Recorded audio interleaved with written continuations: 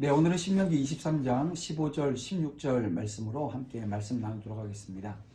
사랑하는 성도 여러분, 오늘은 주일 아침입니다. 나를 언제나 지키시고 또 새날을 허락하신 그 하나님을 찬양하면서 거룩한 예배로 하나님 앞에 나아가는 은혜의 시간 되어지기를 축복합니다. 봄이 올 듯 안 올 듯 길어지는 추운 시간들이 저희들 가운데 있었는데요. 또 요즘 보게 되어지면 봄이 또 성큼 우리 앞으로 다가와 있는 것을 우리가 보게 되어집니다. 그렇게 보면 봄이 오지 않은 적이 한 번도 없지 않았나요? 봄은 언제나 추운 겨울을 이겨낸 우리에게 다가오는데 오늘 그렇게 우리 가운데 다가와 있는 이 봄을 우리가 느끼게 되어집니다. 그런 것처럼 오늘 우리가 다시 함께 모여서 이 공동체 예배로 함께 할 날이 그렇게 멀지 않았다 이렇게 생각이 되어집니다. 하나님의 그 도우심을 간구하면서 또 믿음으로 십자가 사랑의 향기를 드러내는 오늘 귀한 주일 하루 되어지기를 주님의 이름으로 축복합니다. 오늘부터 5일간에 걸쳐서 거룩한 백성의 삶의 원리라고 하는 제목으로 하나님 말씀 증거할 건데요. 오늘 그 첫 번째 시간입니다. 소 제목으로는 위기의 사람을 도우라 라고 하는 말씀을 통해서 하나님이 원하시는 그 삶의 자리를 헤아리는 은혜의 시간이 되어지기를 간절히 소망합니다.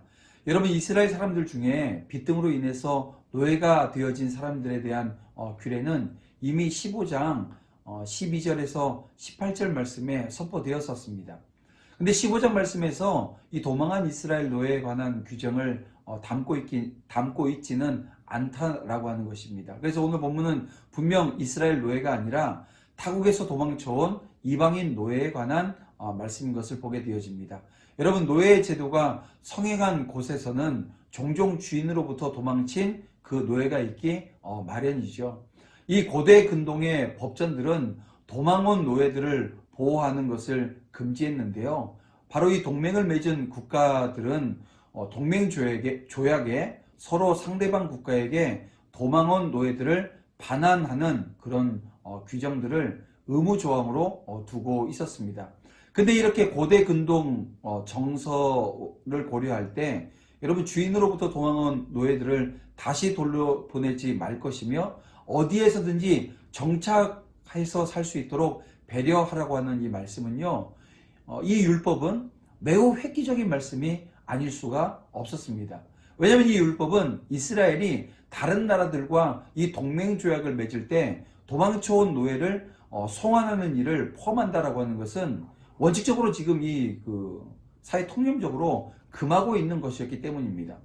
그러나 이 말씀은 이방에서 도망쳐온 모든 종들을 무조건 받아주라고 하는 말씀은 아니라고 하는 것입니다. 왜냐하면 만약 이 말씀이 도망쳐온 모든 종을 다 받아들여라 이렇게 주시는 말씀이라고 한다면 생각해 보세요. 뭐 간음을 했다거나 살인죄를 짓고 도망온 그 노예들조차도 다 받아줘야 된다고 한다면 여러분, 그것은 사랑의 행위가 아니라 도리어 법과 공의를 파기하는 행위가 되어질 수 있다고 하는 것입니다.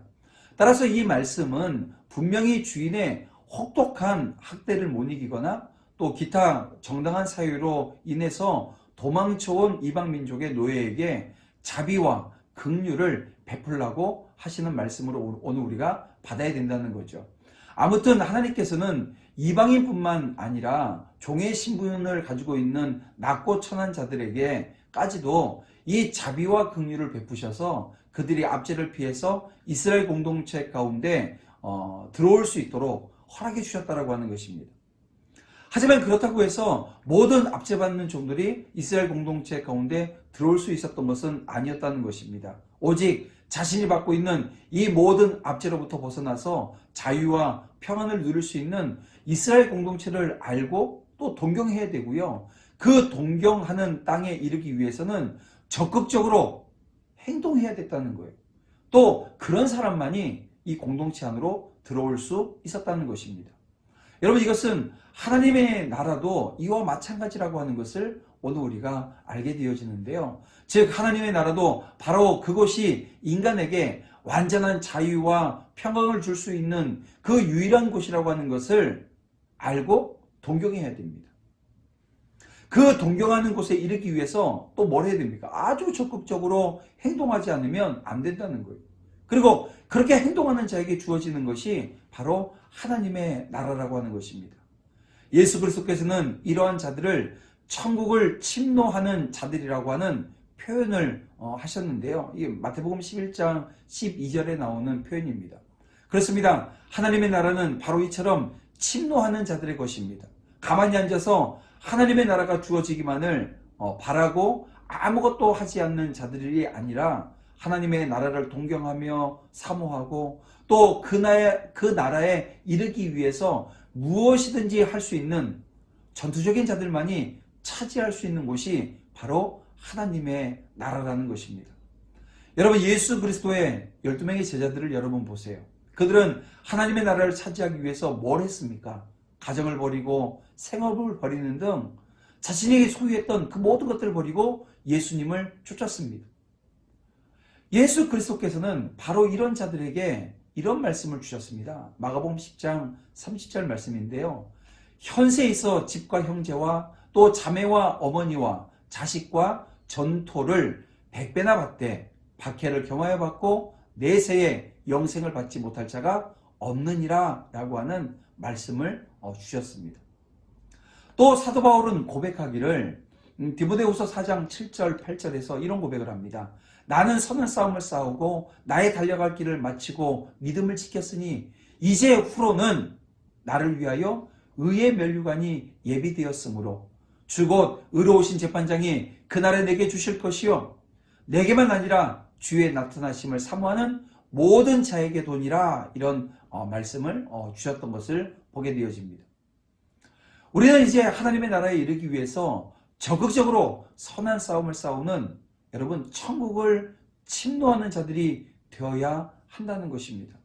결코 그저 이대로 그럭저럭 살다 보면 하나님의 나라에 이르겠지, 여러분 이런 안일한 생각을 가지고 세월을 보내는 일이 없기를 간절히 부탁드립니다. 만약 우리가 이처럼 안일한 생각에 빠져서 아무런 일도 하지 않고 시간만 낭비한다고 한다면 여러분 우리는 천국과는 전혀 상관없는 그런 인생을 살아갈 수밖에 없는 거죠. 여러분 그런가 하면 또 한 가지 우리가 오늘 본문 말씀을 통해서 생각해야 될 것은요. 우리 교회가 어떻게 정교하게 지켜낼 것인가, 오늘 본문에 주신 이 말씀을 어떻게 우리가 지켜낼 것인가 라고 하는 것입니다. 사실 이처럼 이방인에게서 도망쳐 나온 종을 이스라엘 중에 거주하도록 허락한다라고 하는 것은 참으로 커다란 위험이 따르는 것이었습니다. 왜냐하면 이것은 주변국들과 정치적으로 또 외교적인 마찰을 불러일으킬 수 있을 뿐만이 아니라 그 종이 과연 어떤 사람이고 또한 어떤 이유로 이 이스라엘 땅으로 도망치게 되었는지에 대해서 정확하게 확인할 수 있는 방법이라고 하는 것이 없었다는 거예요. 때문에 자칫 잘못하게 되어지면 이스라엘 안에 이 도망쳐 온 이 사람으로 말미암아 큰 사회적인 무리가 일으켜질 수 있는 여지가 충분했다는 것입니다. 그럼에도 불구하고 하나님께서는 이방에서 도망쳐 나온 이 종들을 이스라엘 사회가 수용하고 또 보호하도록 명하신 이유는 여러분 다른 데 있지 않습니다. 여러분 이 세상 모든 것이 누가 창조하셨습니까? 하나님이 창조하셨다는 거예요. 그들 역시 하나님께서 창조하신 인간으로서 하나님께서 모든 인간에게 부여하신 기본적인 권리를 보장받도록 하는 것이 오늘 우리 성도들이 해야 되는 일 중에 하나라고 하는 것입니다. 하나님께서는 이스라엘 백성들에게 세상을 향한 제사장 나라로서 그 어떠한 위협을 무릅쓰고라도 당신을 대신해서 압제받는 모든 사람들에게 그들이 인간으로서 마땅히 보장받아야 될 기본적인 권리를 찾아주고 지켜줄 것을 요구하셨던 것입니다. 그렇습니다, 여러분.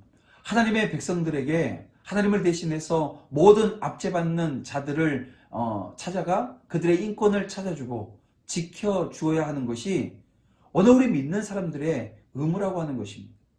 이것은 모든 인간을 창조하시고 사랑하시는 하나님을 섬기는 자들로서 마땅히 해야 될 의무라는 거예요. 하나님을 섬기는 하나님의 백성은요, 마땅히 하나님께서 사랑하시고 귀히 여기시는 인간을 또한 사랑하고 귀히 여길 줄 알아야 한다는 것입니다. 그래서 그 사람이 하나님께서 사랑하시는 존귀한 존재로서 대접받을 수 있도록 최선을 다해서 노력해야 된다는 거예요. 그런 의미에서 하나님의 백성인 오늘 우리 성도들의 공동체인 이 교회의 의무라고 하는 것은 여러분 작지 않습니다. 막중합니다. 그래서 오늘 우리 교회는 사회적 책임, 교회가 가진 사회적 책임이 오늘 우리 가운데 있다라고 하는 것을 인식해서 이 책임이 있는 자로서 압제받는 자들의 인권을 적극적으로 보호하는 것을 오늘 우리가 앞장서야 된다는 거예요. 이것이 하나님이 오늘 우리에게 주신 또 하나의 사명이라고 하는 사실을 여러분 헤아리기를 주님의 이름으로 축원합니다. 오늘 우리 주변에 신음하는 사람들이 없는지 살펴봐야 된다는 거예요. 돌아봐야 된다는 거예요. 적극적으로 또 개입하는 것, 이것이 하나님의 뜻이라는 겁니다. 여러분, 오늘 우리 도남제일교회가 그 일들을 감당해내길 원합니다. 그 일은요, 그냥 말씀에 순종해서 하면 되는 거예요. 근데 말씀에 순종해서 하면 되는데 왜 잘 안 됩니까? 말씀 보지 않고 또 말씀을 보더라도 내가 가지고 있는 가치와 부딪히게 되어지면 외면하려고 하는 잘못되어진 습성이 오늘 우리 가운데 있기 때문에 그렇습니다. 여러분, 오늘 우리에게 주신 하나님의 이 사명을 온전히 감당하는 믿음의 종들, 우리 공동체가 되어지기를 간절히 축복합니다. 함께 기도드리겠습니다. 사랑과 은혜가 풍성하신 아버지 하나님 감사합니다. 저희들 안에 이런 모양 저런 모양으로 소외되어지며 또 권리를 침탈당한 많은 자들이 있습니다. 하나님, 그들에게 따뜻한 손길과 따뜻한 말 한마디로 시작되어진 그 사람의 사랑의 섬김이 오늘 믿음의 종들을 이 공동체를 통해서 온전히 드러나며 나타나는 은혜의 역사 허락해 주시옵소서. 오늘 하루도 예배하며 주님 앞에 나아갈 때 주님 함께 하시며 인도하시는 놀라운 은혜의 시간 허락하실 줄 믿사오며 예수님의 이름으로 기도드립니다. 아멘.